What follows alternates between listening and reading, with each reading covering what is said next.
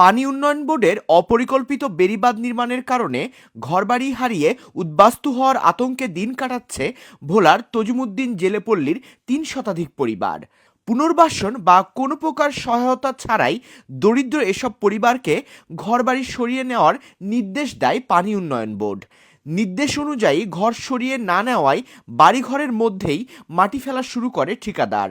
এতে ক্ষিপ্ত হয়ে নির্মাণ কাজ বন্ধ করে দিয়েছে উচ্ছেদে আতঙ্কে থাকা বাসিন্দারা। যদি বেড়িটা একটু পূর্বে সরাইয়া দেয় তাহলে আমাদের জন্য অনেকটা উপকার হয়।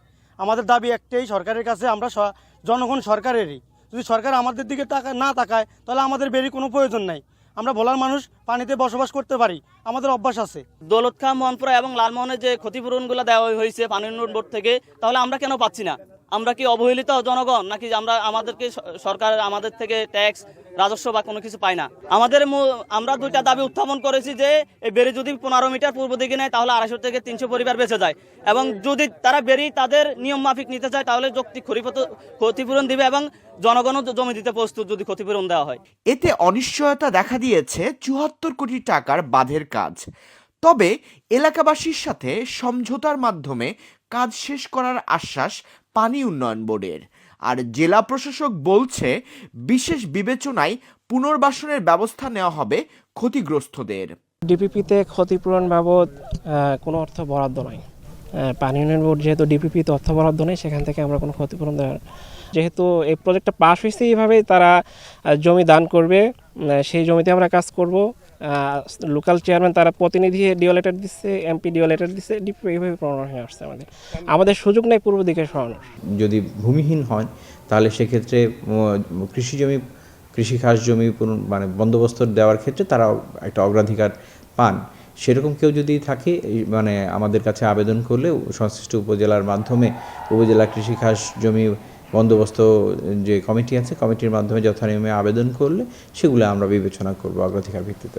ভোলার তজুমুদ্দিন উপজেলার চাঁদপুর ইউনিয়নের ভুইয়াকান্দি গ্রামের 70 আয়েশা বিবি মেঘনার ভাঙ্গনে এই জনপদ থেকে সর্বস্ব হারিয়েছেন 4 বার। প্রায় 10 বছর আগে অসুস্থ ছেলে সহ পরিবারের 5 সদস্য নিয়ে আশ্রয় নেয় তিনি। আমরা কই থাকুন, আরো পোলা একটা রসুন, পোলা একটা ঘর বোঝা দিয়ে নাই না, ফুলিয়া ঘর দুয়ার ভাঙ্গা কোথায় যাবো, কে আঙুতে জায়গা দিব?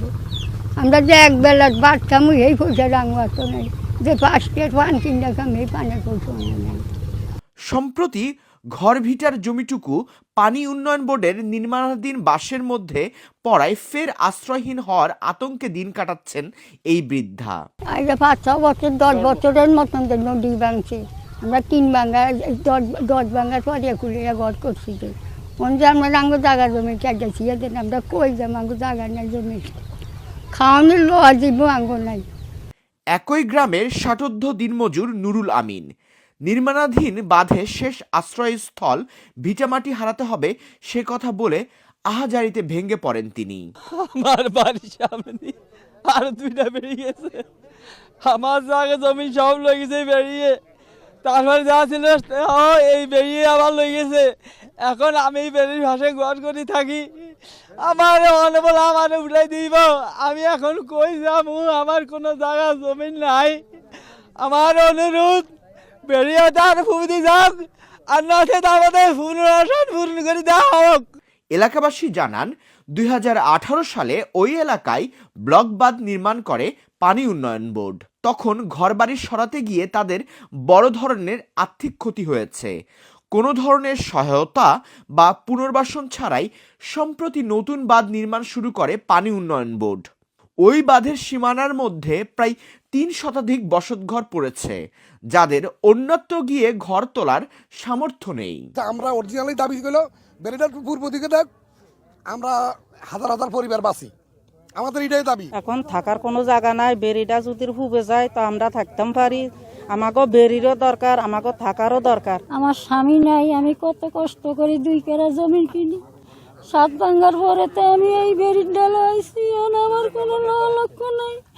আপনারা যদি বেড়িটা একটু বুঝে নিতেন পারেন তাহলে আমার একটু ভালো।